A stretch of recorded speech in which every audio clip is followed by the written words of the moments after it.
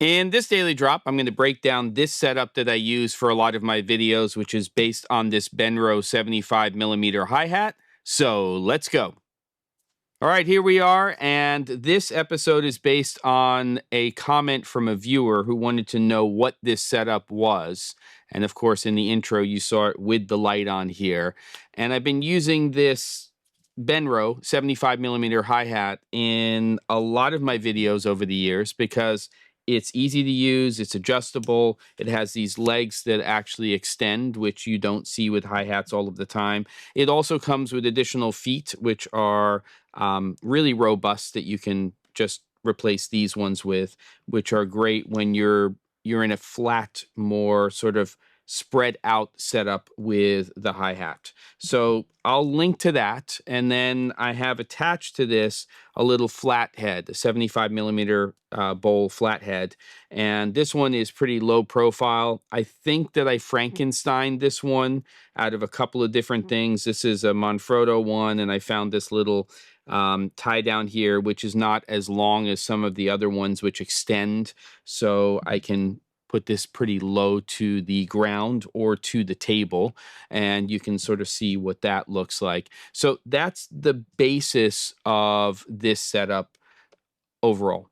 And then what I've done, and you can find whatever kit works for you, is taken a ball head with a 3/8 on the bottom.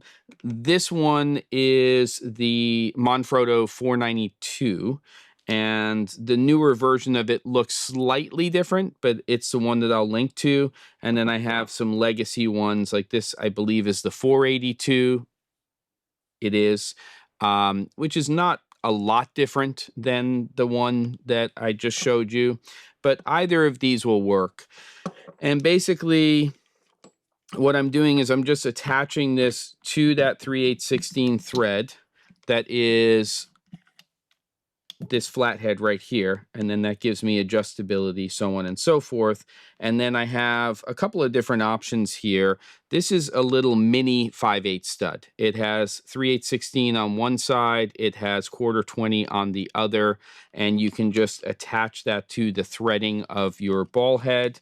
And this is pretty much taking us to the finish line, because then we can take this light here, which obviously is a female receiver, to a baby pin or a 5/8 stud, and then that just attaches there. And I did it with this smaller one because it was a little lower profile, though you can do this a little bit differently if you go out onto the interwebs or to Film Tools or B&H.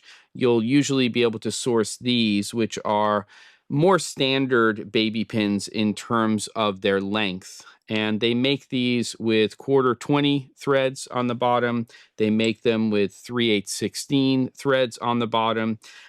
These are, of course, female versions, but they make them with male versions as well on the bottom.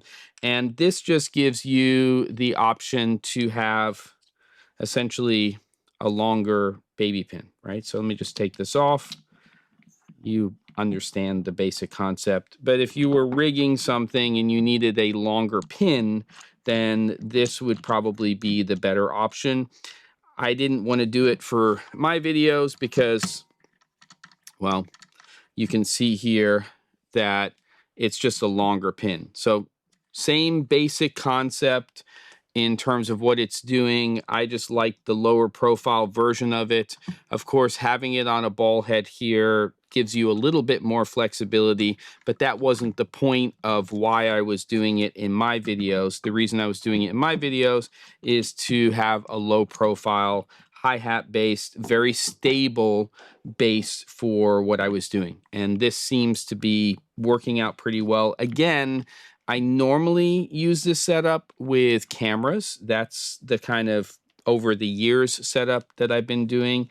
And I could use smaller little portable tabletop tripods, but when you start to put something on there that's a little bit beefier like this, even though it's not a big fixture, I feel like this is essentially matching what it is that I'm using. So I think you get the idea.